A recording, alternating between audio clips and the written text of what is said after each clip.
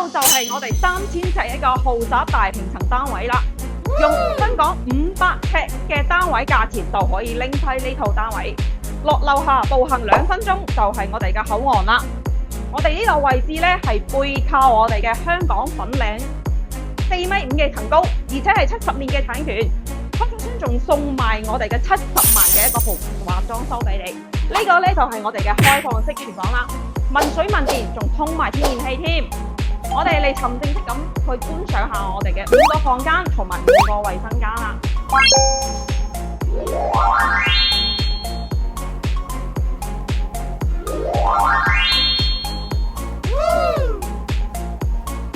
4.5米嘅層高，如果5間房仲唔夠用嘅話，我哋可以間多一層，係啦，做個中空挑高。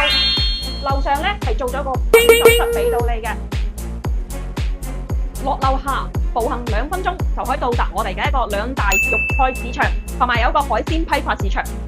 步行3分鐘就可以到達我哋嘅海濱站道啦，600米就到我哋嘅地鐵口。睇完呢套3000尺嘅豪宅大平層單位，係香港500尺嘅單位價錢就可以拎低呢套啦。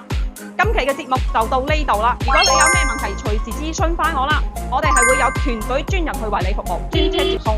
下期再見啦，拜拜。